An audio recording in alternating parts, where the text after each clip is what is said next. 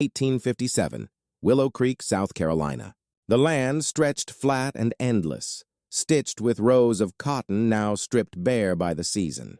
Winter ones carried the smell of damp earth and pine resin, whispering through forests that hemmed the Carroway Plantation on all sides. Rising above the barren fields stood the manor, a looming white house lit with candles in every window, its light falling on chains and cabins that lay in shadow. The Carroway Plantation was a kingdom built on backs that bent, on hands that bled. The overseer's whip sang louder than hymns, and the wealth of the family, its silver, its wine, its Christmas feast, was wrung from the suffering of others. Among those bound to this soil was Miriam. 27 years old, her life had been lived within the plantation's reach, her body a possession, her silence an expectation. She moved through the cabins and the fields with an obedience rehearsed since childhood, yet behind her stillness there lingered something more. They said a storm lived in her eyes, though it had never broken. Miriam had loved once. Ezekiel, broad-shouldered, quick to laugh, a rare flicker of light in a world of endless night. When labor ended and fires burned low, he would hum tunes carried from some half-remembered past, his voice filling the quarters with something that felt close to freedom. For Miriam, his laughter was more than sound, it was survival. But now his absence hung heavier than chains, his name spoken only in whispers. This night, the overseers laughed at their own cruel jesting. Christmas gifts, they called it, tossing spoiled scraps toward the cabins, while wagons of wine and game rolled toward the manor. They boasted of bonuses from the Carroway brothers, wagering on sales and profits, their jokes cutting sharper than any blade. The enslaved stood silent, heads bowed. None dared laugh. None dared look away. Inside the grand house, Christmas was spectacle. 4 brothers, heirs to Carroway wealth, prepared their feast. The manor blazed with firelight, wreaths of pine adorned its halls, and violins tuned for songs of joy. The family's wealth dripped from the table in candied yams, roast pig, and goblets of imported wine. Outside, the cabins knew another kind of feast, stale cornbread, salted fat, and silence.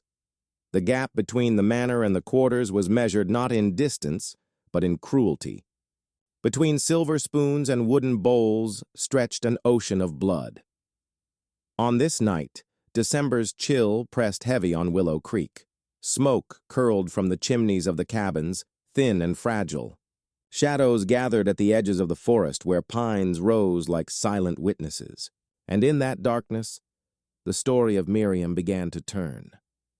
Her eyes lingered not on the feast, not on the laughter spilling from the windows of the house, but on the emptiness left behind by Ezekiel. His absence was more present than their mocking voices, more alive than the flames that glowed in the parlor. It was there, in the hollow of her grief, that silence began to sharpen. The narrator's voice lowers. Weighted with warning. What began in silence would not end that way. Christmas Eve morning came to Willow Creek wrapped in frost. A pale sun hung low, glinting off the bare cotton fields where nothing stirred but crows. The manor, however, throbbed with life. Servants hurried in and out with baskets of bread and wine, while smoke rose from the chimneys, carrying the smell of roasted meat. From the slave quarters, the feast looked like another world, a world glittering in candlelight, unreachable and cruel. To Miriam, it was nothing but theater, a hollow celebration of wealth carved from human misery. That morning, as she carried water past the main house, Miriam heard them, the Carroway brothers. 4 men, swollen with liquor and arrogance, laughing so loud their voices carried across the frost. Their words clung to the cold air, sharp and unrelenting. They spoke of Ezekiel, of how he had been sold to a trader bound south, of how he had collapsed during the forced march, shackled at the neck and driven with whips, of how he had not risen again. His death was not tragedy to them, it was amusement. A wager won by one brother over another, a tale told with slurred joy, as though it were nothing more than a card game. The laughter knifed through her, colder than the morning wind. Miriam did not cry. She did not speak. She simply lowered her head, as though submitting once again to silence. But in her stillness, something shifted. Later, back near the cabins, she paused. Her eyes fell upon the firewood axe, left leaning against the chopping block, its blade dull with use. She lingered there, her hand brushing the worn handle before turning away. The storm in her eyes deepened. Inside the manor, the Carroway feast swelled. Roasted pig glistened with fat, candied yams steamed on silver trays, and red wine spilled thick into goblets. Laughter filled the parlor. Hymnals were mocked, and scripture twisted into jest. The brothers gorged themselves as if no hunger existed in the world. But beyond those glowing windows, another feast lay waiting. In the cabins, the enslaved sat with stale cornbread, salted pork fat, and silence. The children chewed slowly, their eyes hollow, their stomachs gnawed with want. The smell of the manor's feast drifted across the fields like taunting perfume. The distance between the tables was not measured in miles, but in chains. That night, Miriam moved differently. She lingered longer by the barn, her shadow stretching against the wooden beams. She sharpened wood with steady strokes, the sound faint but rhythmic like a heartbeat in the silence. Her face was unreadable, but her presence carried weight, an energy that others felt even if they did not name it. No words were spoken, no questions asked, but the air in the cabins thickened, as if every breath carried knowledge that something was shifting. The children quieted sooner, the fires burned lower. A silence of anticipation settled over Willow Creek. The narrator's voice lowers, almost to a whisper, as though confessing a secret. The needle whispered what her voice could not. The axe would speak for her. Night descended heavy on Willow Creek. The frost clung to the branches of the pines, glittering under a pale moon, while the manor's windows blazed with golden light. From inside came the sound of music. Violins tuning, hymns turned to drinking songs, voices swollen with arrogance. For the Carroway brothers, Christmas Eve was a carnival of excess. For those in the quarters, it was just another night to survive. Miriam had moved silently through the day, her face unreadable. But now, as darkness deepened, her steps carried her toward the overseer's shed, a place of chains and tools, a place where punishment was stored like grain. She had never entered it before without command. Yet tonight she crossed the threshold. The smell struck her first, sweat, leather, and the faint rot of old blood soaked into wood. Whips hung like serpents coiled on the walls. Shackles glimmered faintly in the lantern light. And on a shelf, tucked carelessly as though it meant nothing, lay a scrap of cloth. It was Ezekiel's scarf. Torn, stained with a rust-red bloom of blood, it bore the mark of a man who would never return. Miriam's fingers trembled as she lifted it. The fabric was stiff where the blood had dried, its edges frayed from the struggle that had ended him. For a moment the room seemed to fall away, and she was left only with that piece of him. His laughter echoing in memory, his voice humming those songs at dusk. His eyes that had once made her believe survival was more than just endurance. Grief washed over her, but it did not drown her. Instead, it calcified into something colder than tears, sharper than rage. In that shed, under the dim glow of the lantern, Miriam changed. The silence she had carried her whole life hardened into resolve. Outside, the sounds of the feast swelled. The Carroway brothers were deep into their revelry. They drank goblet after goblet of wine, their laughter booming across the night like cannon fire. They boasted of profits, of the markets in Charleston and New Orleans, of bodies sold as easily as cattle. They mocked scripture, raising toasts to themselves, twisting verses until holy words became blasphemy. Their voices were cruel music, each note hammering into the night. And yet beneath their mockery another sound lingered.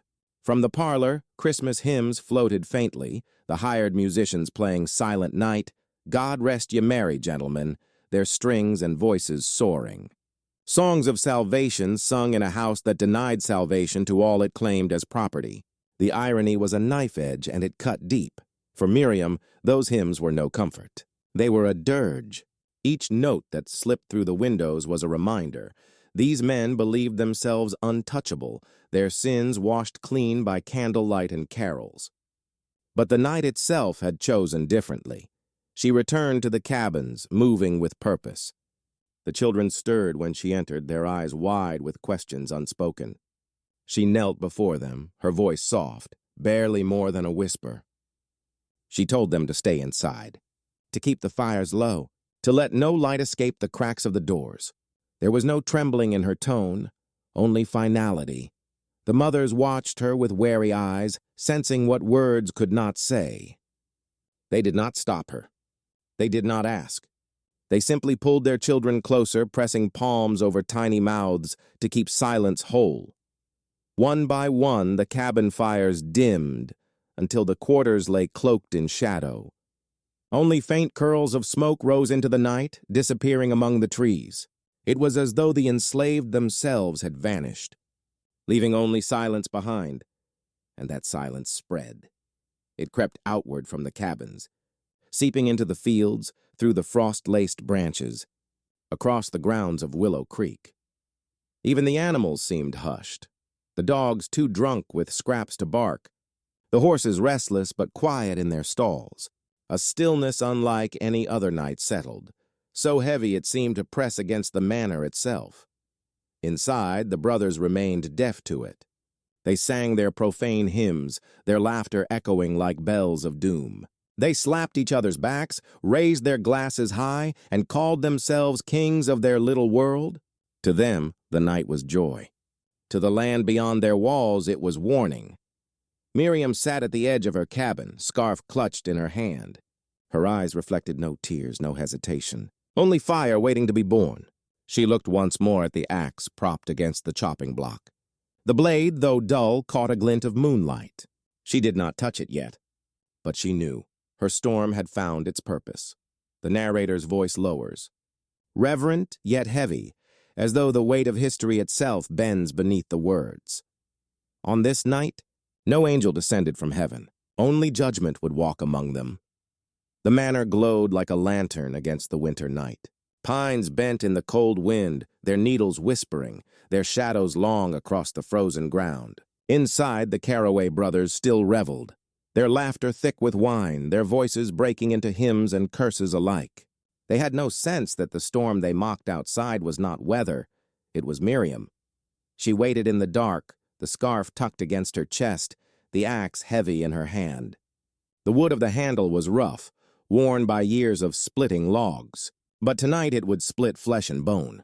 Tonight silence would take on sound. The eldest Carroway was the first.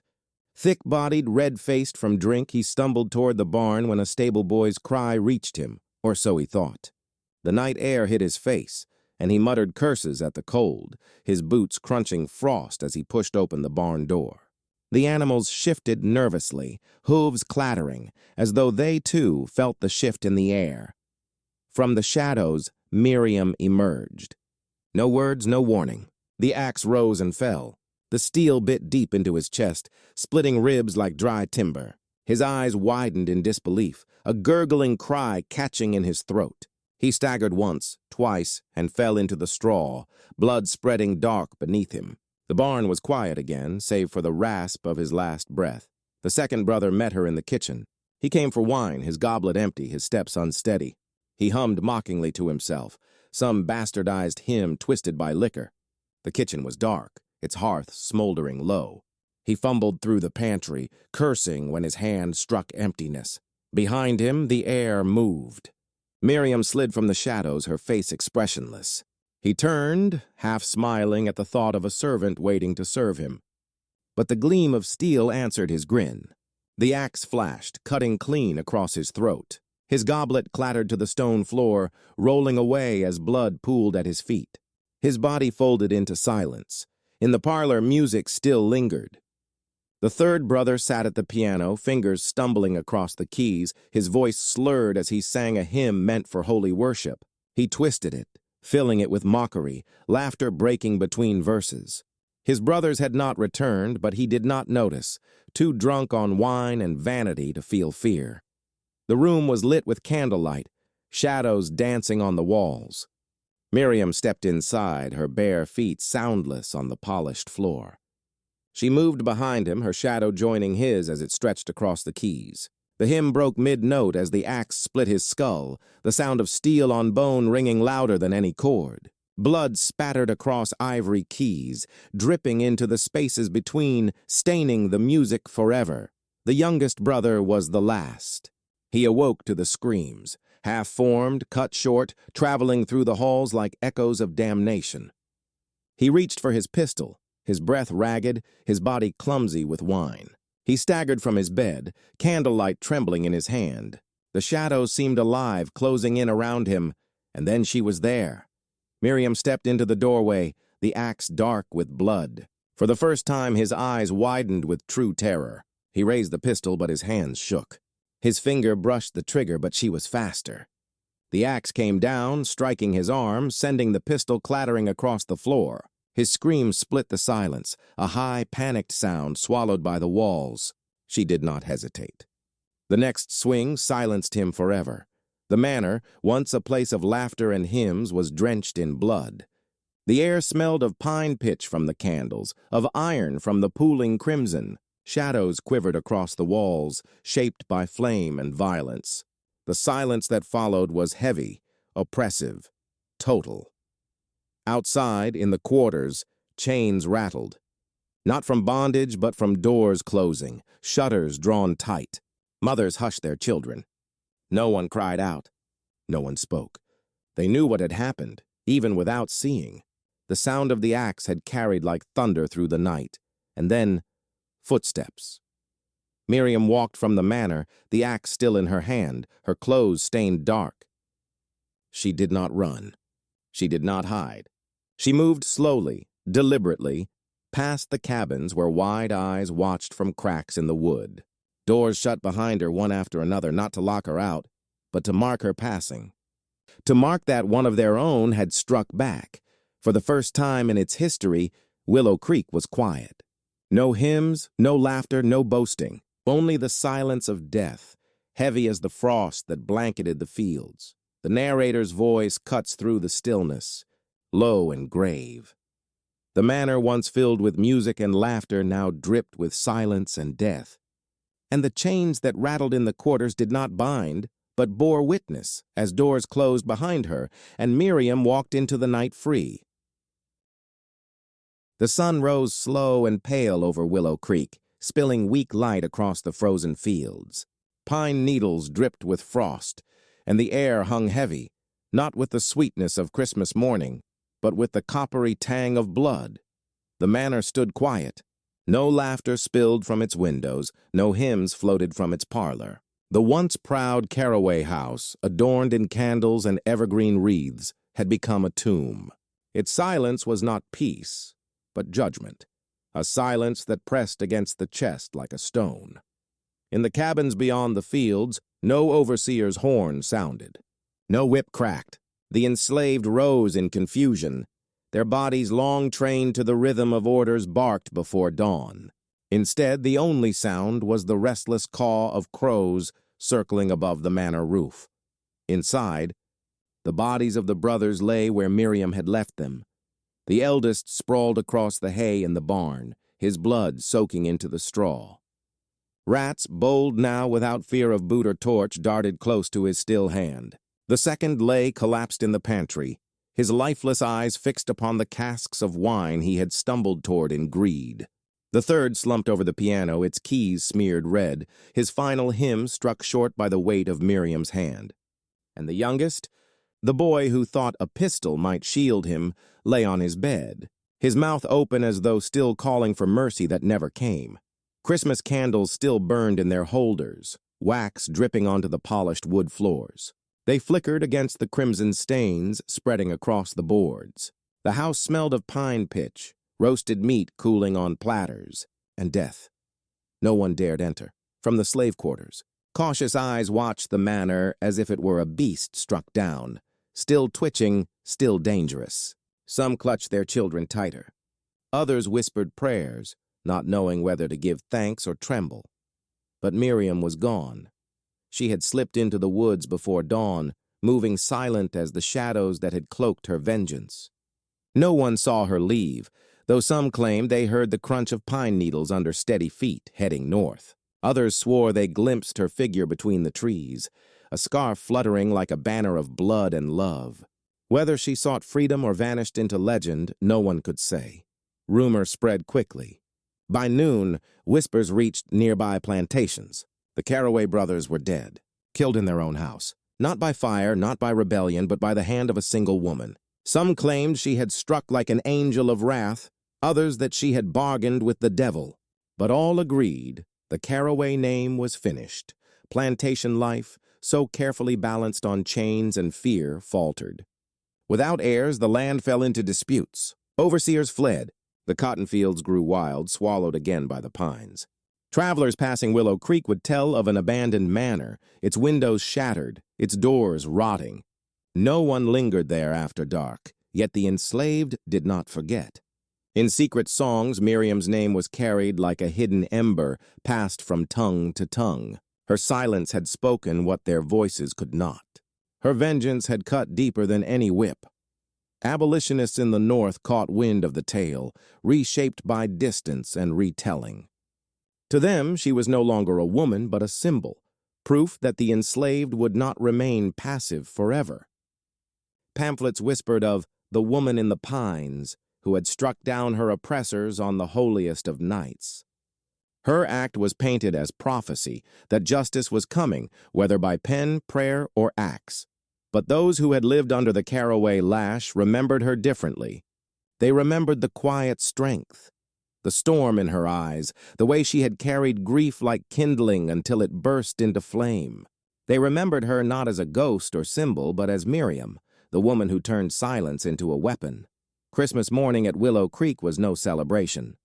There were no bells, no hymns, no laughter spilling from the parlor. Only the sound of crows feasting and the soft creak of branches in the cold wind. The narrator's voice lingers. Human dignity cannot be chained. Not by iron, not by law, not by fear. And on that night, Christmas itself bore witness. The blood of 4 brothers stained the snow, and a woman's silence became legend.